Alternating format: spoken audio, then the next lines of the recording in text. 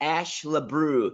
And Ash is the Group Chief HR Officer for BMA International. He's going to talk to us about Chief Culture Officers. And culture transformation is very dear to Ash's heart. And he's going to share with us his experiences. He's going to talk about leaders don't hope, leaders are the hope. That has always been Ash's core philosophy and his natural leadership go-to behavior. His professional mission is to establish great places to work culture for employers across the world. As an individual, Ash is a spiritual seeker trying to discover self with every breath he takes. And he practices that professionally as well. Real grateful for you to take the time to share your incredible experiences with our global audience today, Ash. Thank you so much, Jose. It's a pleasure to be here, and I look forward to presenting to the august audience that we have gathered from around the globe. It's a real pleasure and an honor. I look forward to this. Okay. Okay. Looks good. Okay. Thank you so much for this honor and the pleasure. And I welcome everyone who is gathered to listen to this particular presentation. To be honest, personally, I'm very delighted to present on this topic to you because, this title not only matches my life's deepest purpose, but genuinely speaking, I have been enamored with the purpose of building great places to work cultures across the globe. And that has been a purpose and a mission. But facts be told, most organizations either do not pay enough attention to it or else get lost in the rest of the more popular jingles around vision, values, strategy, mission statements, and whatnot. Having said that, my take on this subject is experiential and only from my own practitioner lens. So I would advise take it with a pinch of salt. A few years back, I wrote this book. I was homebound and I had a severe bone issue and I was homebound and I wrote this book on something that was very close to my heart, leadership and organizational cultures. And I went a very unacademic route because I wanted it to be experiential because honestly speaking, these are two subjects which are like a never ending ocean. And I personally chose this specific agenda because it actually genuinely appeals to me. So on the left-hand side of this slide, you can see the cover of my paperback as well as the ebook, which is available on Amazon. And moving ahead, the three specific agendas are listed on the right-hand side, as you can see. And these are very important agendas, so let's get cracking on them. Honestly speaking, what has always been fascinating for me is to see how many people who join board of directors roles, they end up pursuing a trophy act by agreeing to the most populous view with maximum yeses. And across the globe today, many boards have leaders who are so attached to the chair that they try to be mute spectators and behave similar to everyone. And when this kind of an approach happens, they would rather not stand up, they would rather not make a difference. And what happens is that there is no positive dissent in that room, and especially on matters related to culture building. And that I have always felt very strongly about. So in reality, we all as human beings are conditioned and biased. And I personally believe that great leaders learn this pretty fast. And when they learn this, they pursue an agenda to master how to deal with their biases. What is important for you to know is that you can't have a clarity of thoughts, which is the subject that we are talking here, or make a significant difference if you do not know how to deal with your biases. And I would like to take you on a journey with me on that front, because it's a very important journey that we all go together on. Actually, you cannot understand clarity of leadership if you can't relate to our upbringing. And I genuinely mean it. I will have to remind our audience of the time we were all learning as a child. All of us started conditioning our minds from a very early age, and you will be extremely surprised how we all develop future habits, approaches, beliefs, value systems, preferences, and philosophy based upon how we deal with our five senses. Which are the five senses? Listening, smelling, seeing, touching, tasting. Now, amongst these five senses, we get the maximum profound impact on our behaviors and which individually leads to our biases later on. Let me give you a few examples. Example A, parents who are oversensitive, overprotective to their kids might be so sensitive to the needs of their kids that they actually will rush to the kids' rescue on every single occasion. And they keep doing it occurrence after occurrence after occurrence after occurrence. And all these events add up to building a habit and a behavior in this particular kid. And in this particular case, the kid is gonna end up becoming extremely used to that particular approach of others taking care of him or her. And that happens in reality with all these over-pampered, oversensitive children, which are pampered by oversensitive parents. And we end up doing that to them. Take the other extreme example. Parents who want their kid to be independent and smart, they let their kids fall, they let them get hurt, they let them deal with their problems on their own. And this, when done appropriately, can develop amazing leadership skills and amazing problem solving skills, which these kids start using when they become adults. Now, when it is overdone, the same kid might develop into an adult with no compassion, with no affection and care, because it's being overdone. At the same time, when it is balanced, the kid may actually turn into an adult and a brilliant leader at some stage in his life. Now, what is important for us to understand here is that every kid has an ability to trust his or her parents, and we learn from them consciously and unconsciously. They are our first teachers. And we end up having serious relationship issues in case they have never taken care of us. They have never run to our rescue when we needed them. We start doing the same manifestation of behaviors to others. So largely when I look at this subject, and I discuss this subject even in my book later on, I found that the most important thing was human knowledge without the right guidance, correct education, and a straightforward agenda leading to the formation of a bias. And there are 4 pillars in building bias. The first pillar is people. Now the quadrant 1 is people, which in our lives will include our parents, our siblings, our relatives, our family members, followed by our teachers and role models as well. Now, when these people are doing certain behavioral manifestations in front of us, we are consciously and unconsciously absorbing it when we are children as a sponge. The quadrant 2 in continuation is the belief system that we inherit from these people. And that at times can be the biggest reason for our biggest successes as well as our biggest failures. Taking it forward, in the quadrant 3, you will see perception. Perception is the lens that we use to see the world. And obviously with people and the philosophy quadrant, we develop the perception quadrant very strongly as a bias. And largely, the 4th quadrant is the most important. That is the profession quadrant. And this is the quadrant we end up choosing or working in. And you might have no idea how much our first job, our first company, our first ever boss can influence you in building a particular style. And that style can eventually turn into a bias as well. Now, this is a very, very important quotient that I wanted to establish here before we go further, because this is a very interesting journey we are all on together. What you see in front of you is a very interesting metaphor that the father of human psychology and psychoanalysis, Sigmund Freud, talked about long back. And he said that all human beings in this world are like icebergs. Only the 10% of what we do is visible, okay? How we do it visible. But what is not visible is why we do what we do. Now, taking it forward, I want to establish some connection with this. When you see an iceberg, what is important for us to understand, the 10% visible aspect, because we're talking of human iceberg, is the how and what. What is the results we seek in whatever we do, and how is the behaviors we display while seeking those particular results. Now, what we generally do not realize and we never really pay attention to is the why. And trust me, friends, when I say this, that this makes or breaks the maximum difference.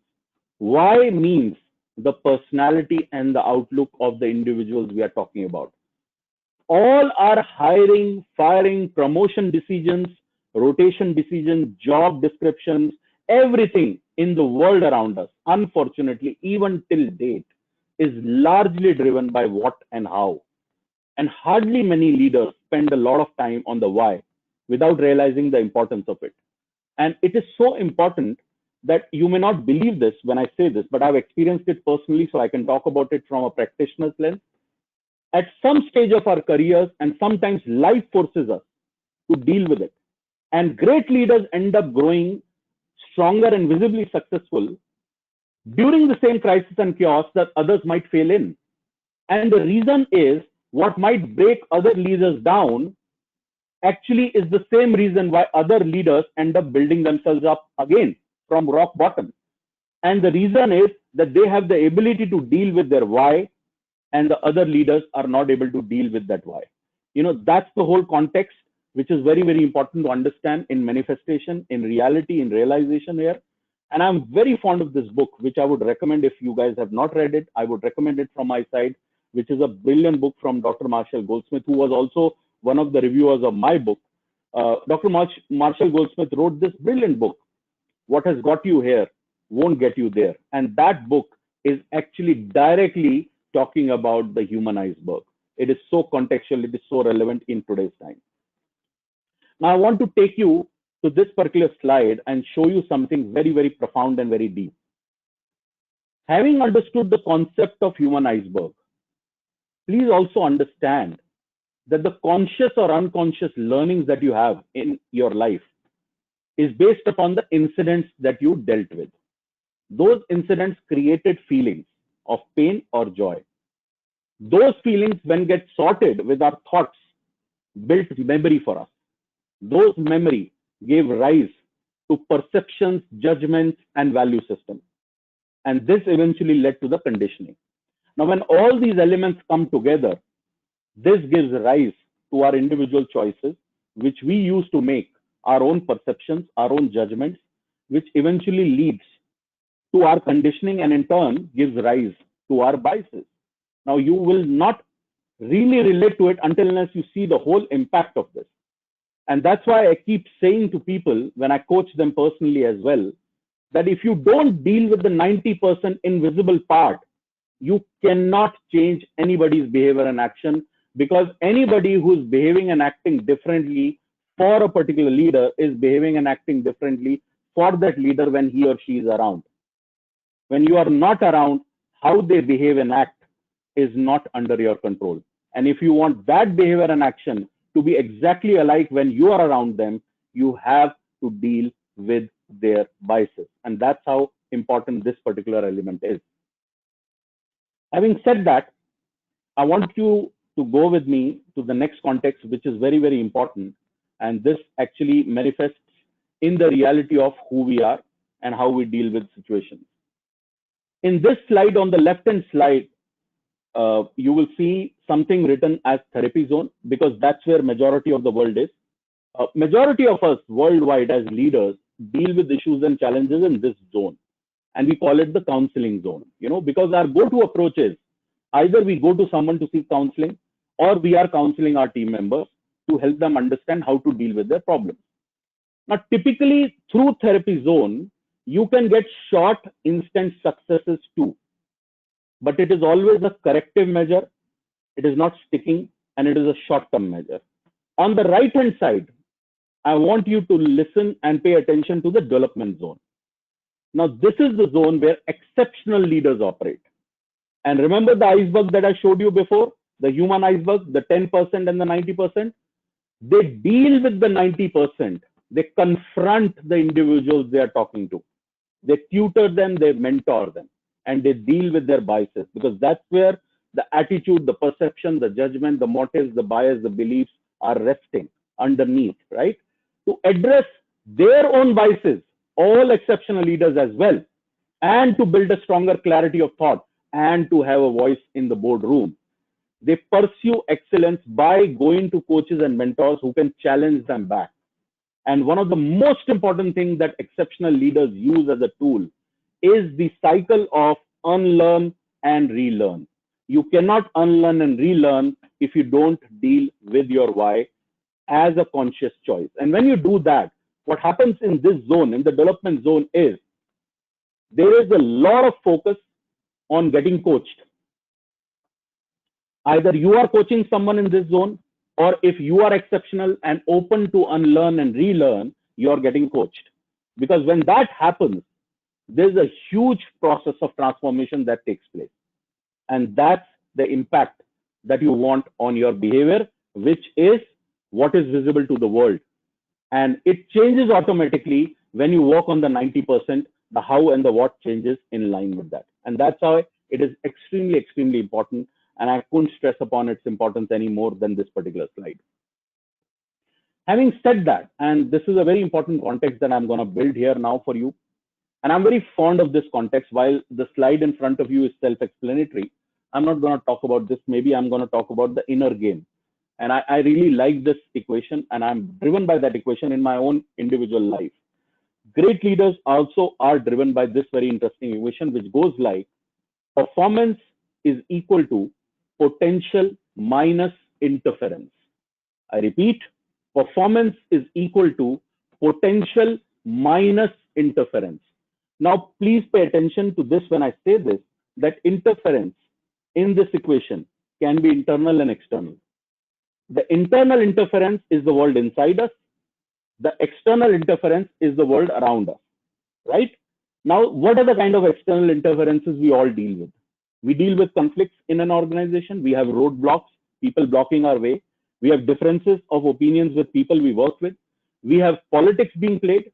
We have disputes with leaders, with seniors, with people around us, and we have dead ends at work many a times. What you will be surprised to know, and I very strongly believe in this, and when I got certified as a coach, it became even more deepened, that your internal interferences are nothing else but your own biases. And once you overcome your own internal interferences, you automatically end the external interferences as well. Now, that's a very, very important discovery. Once you end your internal interference, your external interference also ends. So what's your internal interference? Our own limiting beliefs, our own judgments and perceptions about the world, about the people we work with, our own inferences and attitude, our own morals and approach, and the way we see everything, the lens we use to see the world. And once that happens, your interference is almost zero. And therefore, the equation which was performance is equal to potential minus interference becomes performance is equal to potential, because interference is almost zero. Because when interference isn't there, your performance will be in line with your potential. Now, when you do that, I have zero doubt in my mind, you will be a leader with clarity and you will be able to grab a seat in the boardroom with a voice. And I genuinely believe in that. Having said that, I want to quickly move on to the next subject, which is extremely crucial and extremely contextual and relevant for this particular topic, because this session is about culture. And while you can read the statements on the slide, my take on this is, facts be told, most organizations' vision and strategy is most often retained lifelong, as if it is cast in stone for longer than it should be. In reality, companies need to first get the right people culture. And what they focus on is people strategy. Because what they don't understand, if the culture ain't right, no strategy can help you reach where you want to. A lot of times in my journey, I saw we all as leaders and our organizations make the same fundamental mistake of creating or aping a strategy, not realizing that we need to first correct our culture. Well, on that note, let me start by laying down the roadmap of what for me has been the proven and credible way to build great cultures and in turn great organizations. This is my favorite slide. I've always referred this as a contextual thought as well, because these four pillars always work. So your organization's culture continuously builds through various factors. There are 6 actually in reality, and I've mentioned them in my book. But the most significant builder of culture is the leader's behavior. Their actions and behavior, what they pay attention to, what gets appreciated, what gets punished. What are they spending maximum time and resources on? Everything is building culture all the time, because your leaders have different styles. Some of them are autocratic, democratic. Some of them are empowering. Some of them are servant leaders. Some of them are situational leaders. It's having an impact on your culture. Some of them believe in degree of delegation and empowerment. Some of them don't. Some of them believe in freedom of expressions. Some of them don't. And some of them believe in preferred internal communication mechanism to be a top-down method. Some of them believe it to be a bottom-up method or a combination of both. Leaders' approach to markets, are they aggressive? Are they meticulous? Or they apply a combination of that? Their approach to internal decision making, is it driven from top alone? Is it sporadic? Is it ambiguous? Or is it thought through? And is it validated post discussions with everyone involved?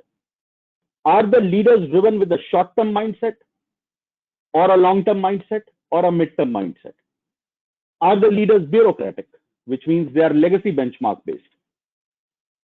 Are the leaders future oriented, which means they are continuously evolving in line with people, employees, customers, suppliers, shareholders? Are your leaders aligned with what is changing in the world and your markets? Do your leaders encourage their employees to perform their very best and be strongly engaged with the organization?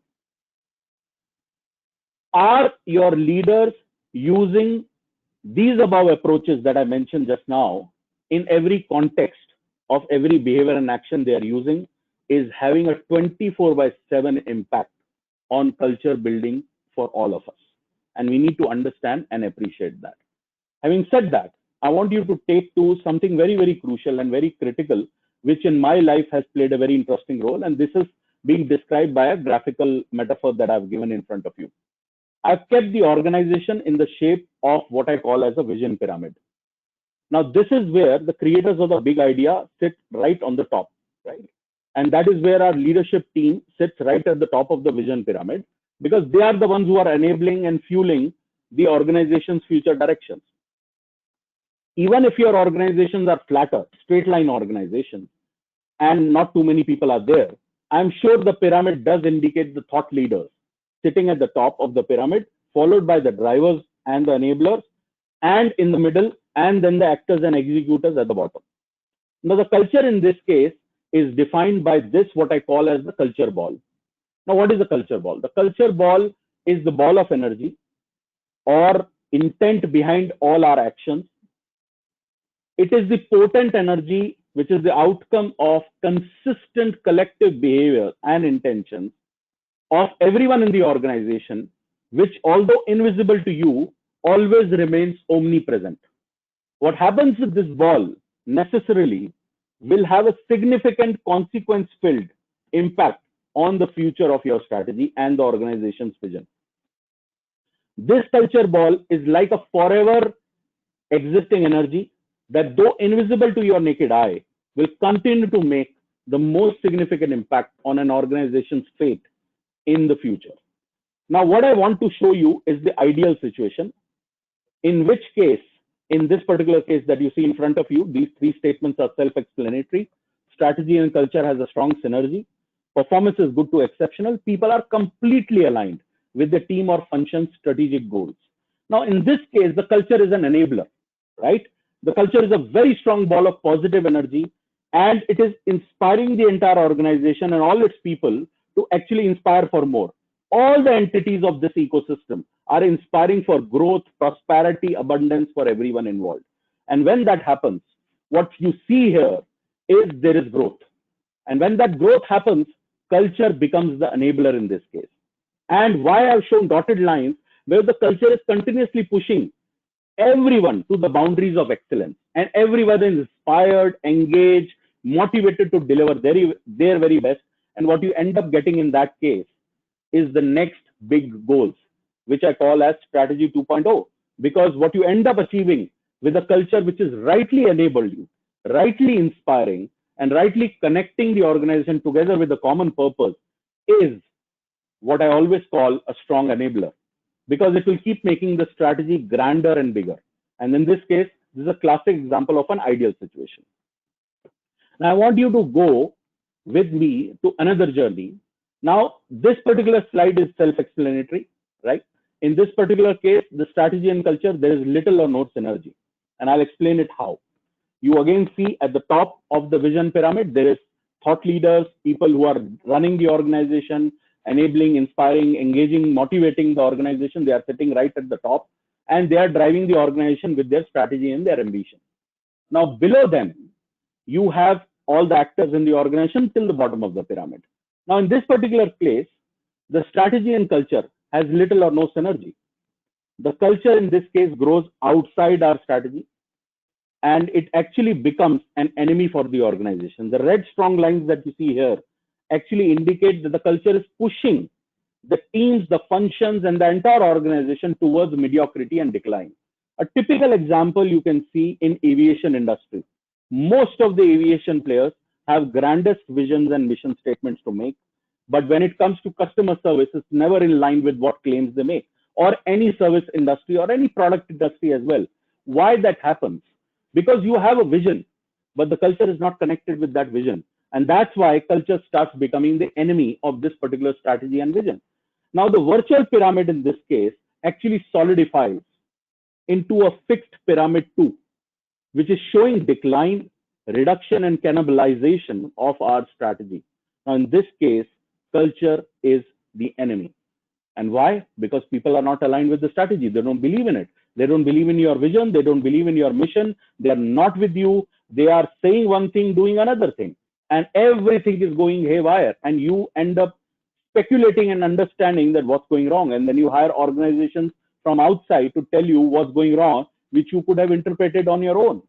And in reality, in this particular case, culture is disrupting alignment in people and their performances. And last but not the least, this is typically a team or a function or an organization which is bound to fail with its strategy till they create the new culture, which eventually paves the path for becoming the ideal culture, like I showed you in the previous example that you just now saw. Having said that, there's a very interesting learning here, and which is very, very important for me to lay down the foundations of.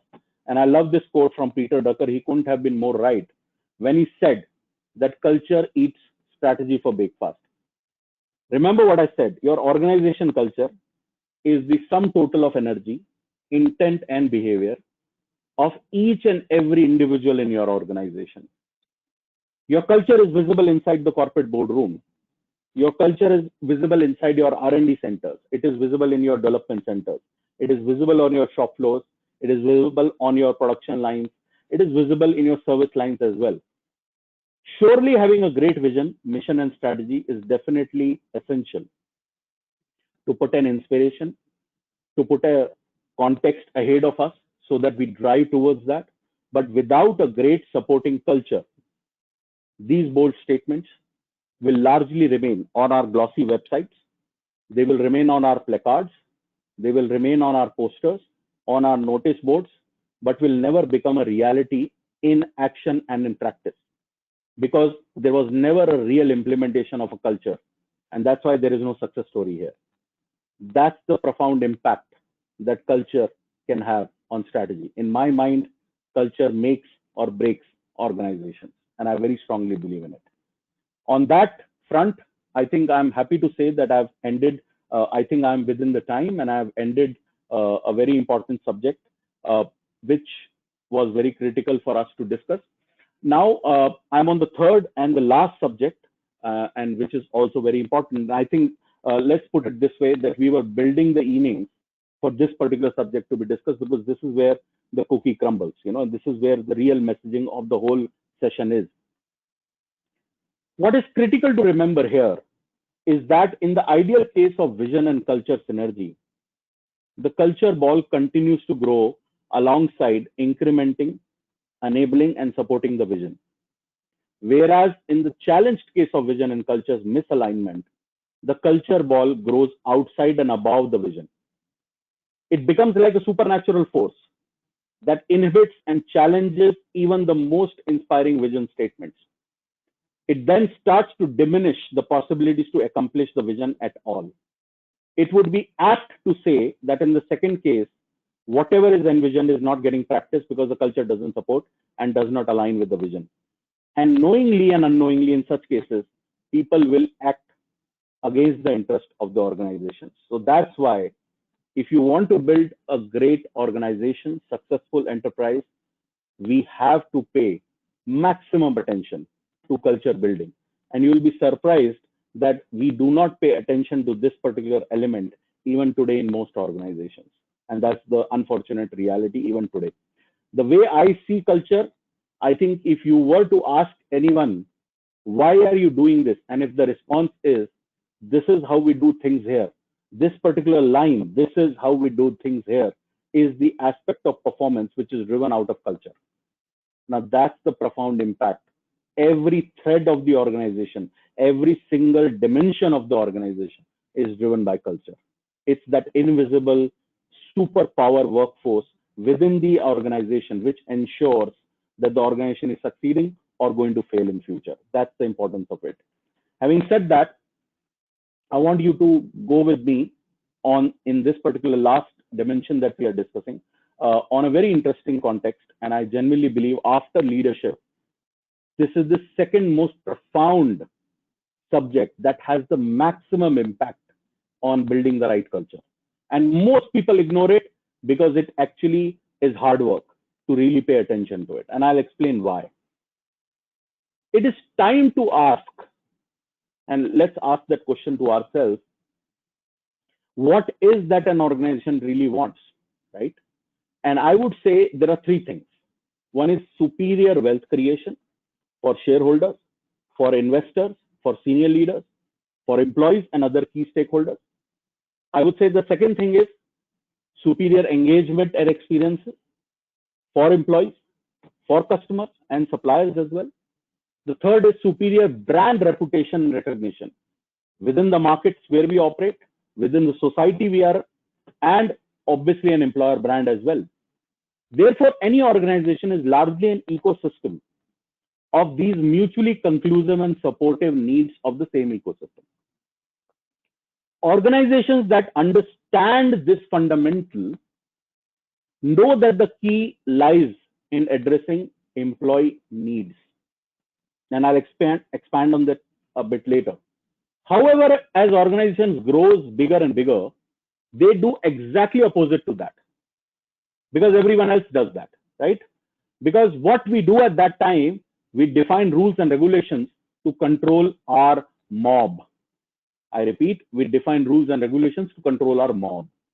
Unfortunately, however, strongly we want to deny this. Our core intent in line with any unprecedented growth is to manage our so-called large workforce by methods and processes defined to control our employees' behaviors, actions, and bring them into our view and approval metrics. However, the purpose of any policy, process, and system in reality should perhaps be to extract, enable, inspire, and engage people to their fullest potential. That's how I believe in it, right? Having said that, while we are on that subject, if there is one thing that I've very strongly felt today, and that's a very, very important point that I want to build here, is that policy, process, and systems is our want. In most cases, it has become this very impressive framework in large organizations, which is supposed to engage an audience, which is the employees in this case. And the audience is least bothered about what you say in your policy, process, and systems and manuals. They're not bothered about it. Because what you need to understand is that there is a very strong existing perennial difference, right? Because my learning, when I spent a lot of time with 5 large multinational global corporates and across the world I worked with them, I learned this pretty early on that cultural building and culture building is actually a subject which is largely driven by how we deal with our employees, right? And how we deal with our employees is largely driven by our policy, process, and systems. And because it is our want and desire, and what we don't remember, that engagement and motivation is a human need. So your policy, process, and system is never going to motivate, inspire, or engage your people. They will always necessarily be dissatisfied or disengaged with whatever you call a policy and process and a system manual. Why? Because nobody in reality wants to be controlled. That's a human need. Freedom is a human need. I would want to do things my way. That's the individual human need. Yes, you can inspire me, engage me to believe in what you want me to practice. But if you haven't really built something that really connects with me at the deepest level, I would never be bothered about our policies, processes, and systems. And I can definitely state here with utmost confidence that the organizations where the sole focus is process and policy discipline will never achieve this blind goal. Why? Because it remains a futile derailer for your annual or biannual employee engagement survey scores, where you will never get a higher score if you do it honestly. We have to realize that we need to revisit the most crucial role of a great policy and process manual. And I would like to redefine it from being in reality a policing and an auditing document to becoming an engaging and a motivating document. Trust me, I look at all policy, process, and system manuals as a policing and an auditing document because the sole imperative of them is to control and monitor. Where in reality, it should be to engage and motivate so that employees deliver their best possible potential in performance. Our new age policy and process manuals must actually become a hub of cumulative processes that can bring in inspiration, declutter the existing processes, methods, and approaches, and in turn help people to do their absolute best for the organization knowingly and willingly. And that's the real process that I want to lay down. But please remember, a need is not a want. And remember that. You may be thirsty and you may need water to quench thirst, but you may want a Coke, right? You may need transportation, you may need a car, but you may want the best in class Mercedes, right? There's a big difference between a need and a want. When you don't address the need, even if you address the want to the best of your ability, people are not engaged because engagement and motivation is largely driven by a need, not by want. Having said that, I want to go forward with a very interesting concept that I learned long back when I was working in engineering organizations like SKF, a large global giant. It's a Swedish multinational based in 140 countries. And I understood this concept called as quality circle. Largely, it was used in manufacturing sector in those times. What was a quality circle? In reality, quality circle was a team of a cross-functional set of people. Now, in this particular team, you had people from all sections. There was no junior, no senior. There were no levels in that particular team. People came from all strata. You will have people from HR, IT, finance, manufacturing, application engineering, sales, business development, marketing. Everyone is there. And they have a sole agenda. The sole agenda is to build the best-in-class product so that we deliver it to the world market at the best possible process with the best possible returns from the product after selling it. Now, critically speaking, I want to bring the same concept in the policy, right? So what I'm saying here, in this quality circle team that I'm talking about as policy quality circle, and this is the concept that I very strongly believe in today, is that in this kind of team, there's a very high level of debate. There's a continuous openness for discussions. There's a conclusive outcome. It has no junior and senior. It has no labels or departments or functions. In the right QC team, everyone had equal footing, and there was only one team with one focus, one agenda. Every QC team was always bothered to find a solution to the existing issues, to find a solution to the existing problems and apply them in the real process of delivering the best in class product or service line. Now, critically speaking, this in fact, in my mind, this whole quality circle movement back then, ages back, actually marked the beginning of the continuous improvement agenda, which eventually gave path to the PCMM, TQM, Six Sigma processes, right? This was the beginning of that agenda. We need to apply the same approach to create an employee policy and process because it cannot remain the job of an HR team alone. In fact, I actually believe HR should not be involved in making policies anymore. In fact, their job is to facilitate this process. They must have a cross-functional panel which comes together from various levels in your organization, various age groups, various backgrounds, actually bring the diversity and inclusion agenda here and get all these people together, give them the agenda to build your policy process manuals. And when you do that, you'll be surprised at the acceptance level of that kind of policy manual. Why? Because every agenda is represented by a particular section of that organization. There are age groups being represented. There are various sections being represented. There are people representing different agendas. And then you bring in a various kind of forums of debates, introspection, and reflection. And by the end of this exercise, you will end up delivering a world-class policy process manual, which actually has everyone as partners rather than everyone as enemies once you announce the policy, right? Now, why I'm saying this? This is very, very important to understand. I'm saying this because if you don't do that and you keep thinking that HR's job is to make the policy and process and SOPs for the organization, you will never really be able to engage. Because how can a set of 4 or 5 people know what thousands of people in the organization actually need? In no matter what happens, the right representation is never going to come like that. And since we keep doing it like this since ages, it has never ever changed the response to our policy and process manual. I've yet to come across even any world-class organizations where all employees are happy with all the policies. I've never come across any single organization like that in the world. And why is it so? Because in reality, it's a controlling, auditing, and policing document. And when you change that mindset by providing the ownership of this particular process to the employees, and you actually invite them and say, guys, please come in. We want you to work with us. We want you to deliver this particular policy manual as partners with us. Trust me, you have no idea what kind of engagement and inspiration you can create. However, we all know that is far from true, because almost all processes and policy manuals eventually become limiting, challenging, and uninspiring roadblocks to the real purpose of the set policies, the processes. And what good is a policy and a process manual in my mind that does not address your needs as an organization? Because unfortunately, what we preach and what we do in reality as a matter of choice for employees actually becomes the biggest reason for the misalignment and disengagement of our employees in reality, right? Having said that, something that is very, very contextual and very important as an output of this discussion is that we are all seeking in our culture best of engagement and motivation.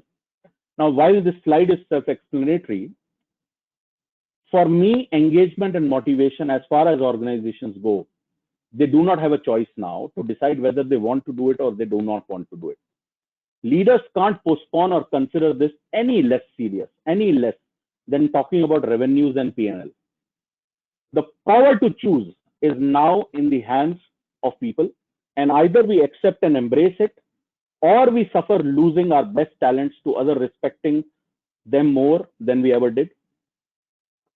The 3 dimensions of what I call a talent comprises of, any talented individual has these 3 dimensions, is capacity, personality, and outlook. And you will be surprised when I show you this in the next slide, that actually these 3 dimensions that I talk of are directly impacted by the human iceberg. And it's very, very interesting. Now, what is capacity? Capacity is your formal qualifications. It is your personal competencies.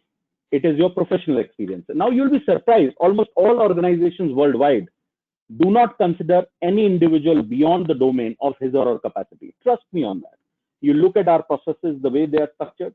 We all deal with formal qualifications. That's how our advertisements of jobs are.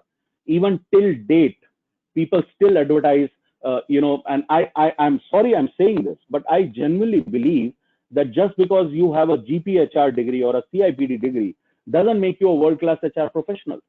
Because for all you know, none of what you learn in that can actually be practiced in reality. There can be far-fetched, right? So in reality, there is too much attention to qualifications. And I think it's actually bizarre to my mind. And almost all organizations worldwide suffer from this mindset. They do not consider any individual beyond these 3 circles, because they look at formal qualifications, they look at the personal competencies, and they look at professional experiences.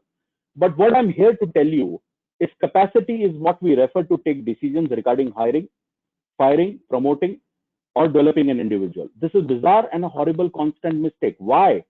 Because capacity directly corresponds to the results and the behavior. Think of it, what I'm saying here. In reality, all of us as humans are much beyond what we always consider to be our full capacity. We have a personality. We have interests. We have engagement agendas. We have things that engages us, disengages us. We have preferences. We have our own biases. We have our own value system. We are self-aware. We have likes and dislikes, right? That's our personality. And we have outlook, which is our gut feeling.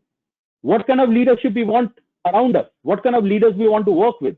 What kind of team we click with? What kind of teams we really want around us? What kind of team inspires us to work with them? What kind of career and opportunities I'm looking forward to within my organization? What's my ambition? And what's my overall potential?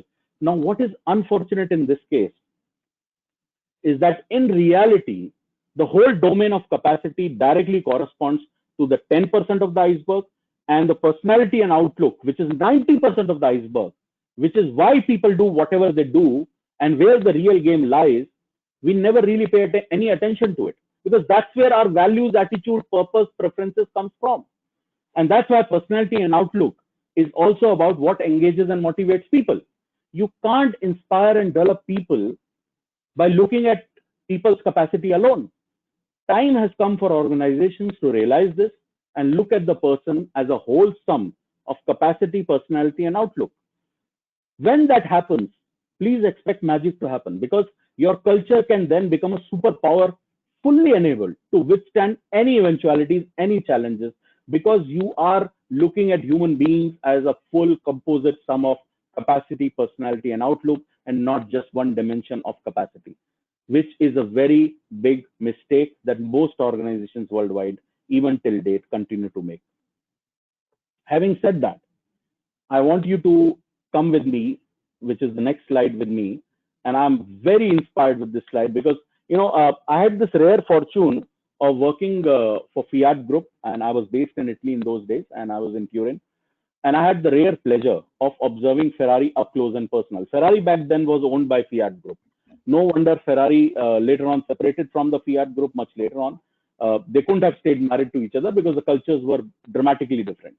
From the years of separation. Ash, this is Jose here. What a fantastic presentation. We had lots of questions come in as you were presenting, but unfortunately we have run out of the time for this segment. And so what I'm going to propose is that we're going to take some of these questions to LinkedIn, and on the link that we have for the conference under my name or under the CEO for. And this was my last slide, by the way. This was my last slide. Okay, very good. So I'll let you wrap up here because I'm going to have to close the webinar to start the next one. Go ahead. I want to thank you for sharing this with us. I want to let the audience know that we'll follow up on LinkedIn on additional questions, and Ash can go in there and provide some insights on your questions. Perfect. I would love to. So from the years of separation of Ferrari, they never looked back. Till date, they have remained an automobile mystery with several remarkable, astonishing successes. Not only it still remains a hugely profitable enterprise, and especially in years when the automobile industry was tanking, Ferrari was delivering exceptional performances year on year. The reason of their success is only one thing, and that is their organization culture. And no wonder Enzo Ferrari says this: I believe factories are made of machines, walls and people. Ferrari is made most of all by people. Jose, do you want me to end the presentation now, or should I? Yes, go ahead and stop the sharing. And again, I want to thank you so much for sharing this with us. We had great commentary throughout your presentation. You don't need to turn off your video, you just need to stop sharing the presentation. And we had great commentary that has come throughout.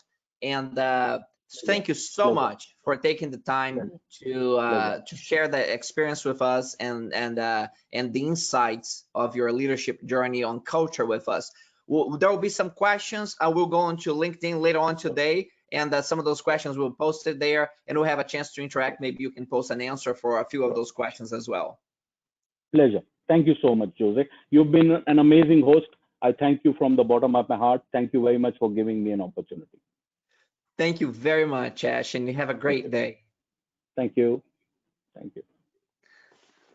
All right, ladies and gentlemen. So we're going to close this segment of the webinar now, and we're going to open it back up at the top of the hour. And at the top of the hour, we're going to have culture in government. We have innovation and transformation leader in government, Gretel Zamora Estrada, who has been with the government of Panama and across multiple corporations as well. We'll share her journey of leadership in culture and business transformation. So look forward to seeing you at the top of the hour. Thank you.